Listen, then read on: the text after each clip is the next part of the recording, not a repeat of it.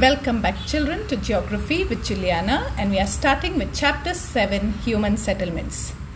Children, if you remember in Standard 7th, you had an entire chapter on human settlements, Chapter 7. There you studied some types of human settlements like the rural settlements and urban settlements. You also studied some of the patterns of settlements, if you remember, like dispersed settlements, nucleated settlements, and linear settlements. So here today we will be revising some of these terms. You can also go back and try and get a 7th standard textbook of geography and read the characteristics of these settlements in chapter 7. Now, what is a settlement? It is a community of people living together. This settlement could be a small settlement and dispersed or far away, or it could be a large settlements very close to each other as well. Okay, so there are many types of settlements like urban, rural. These are mainly two types, urban and rural. And when we say pattern of settlements, then you get nucleated pattern, you get dispersed pattern, and you get linear pattern. Urban settlements, what you see in this picture is an urban settlements. How do you know that it's an urban settlement? Of course, from the high-rise buildings, from the cement and concrete that makes these buildings. Okay, and also you can find this as a nucleated settlement. Okay, because all the houses are very close to each other. Look at the rural settlements then.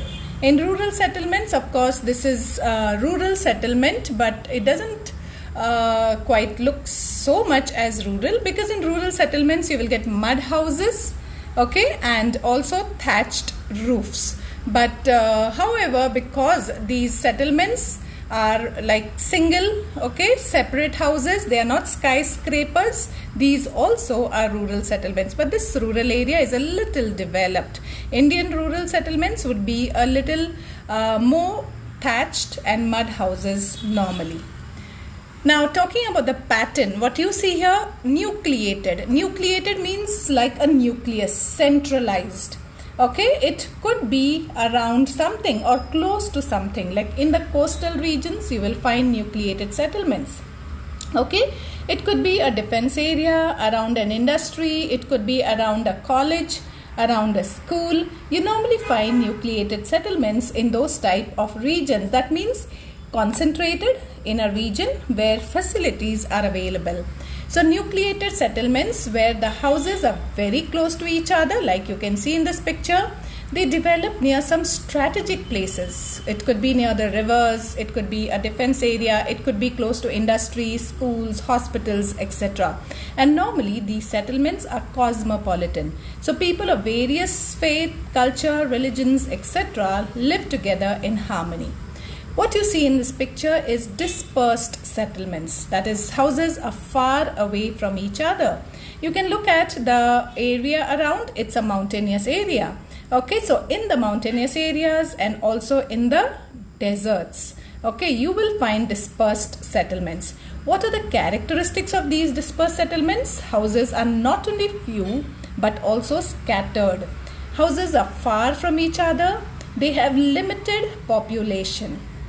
Also, the facilities are limited, and mostly they are found in the mountainous regions, deserts, cold deserts as well as hot deserts, and also in the dense forest regions. Talking about the next pattern of settlement, which is a linear settlements. Now, what you see in this picture here, okay, you see roads, okay, and parallel on either side of the roads. Now, you can see a highway like here, and on either side of the roads, houses are built parallel to the road. Over time, the houses start growing in parallel lines. This is another line over here, a road over here, and you find houses around them.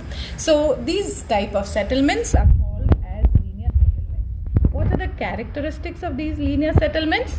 First of all, they are seen along the road, along highways, on either side of the expressways, on either side of the railways, sea coasts, and also at the foothills.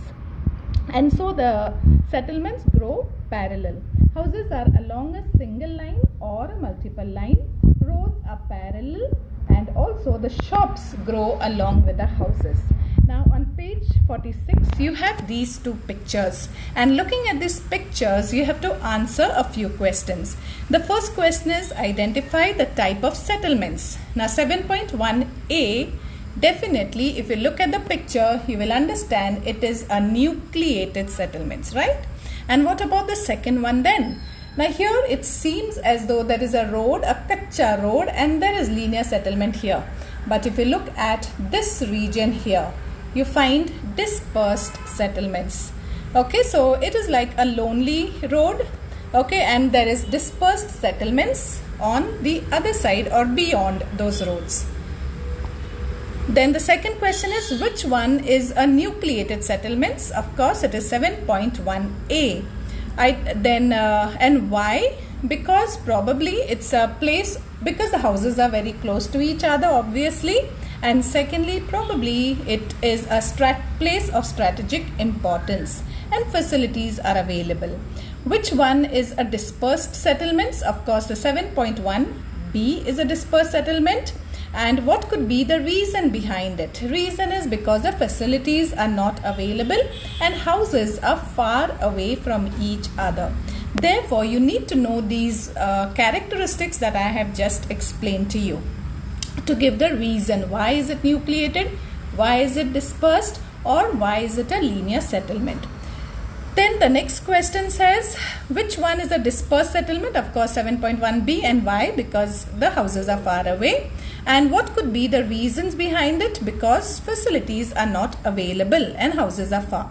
Can you guess in which regions are these settlements located in India?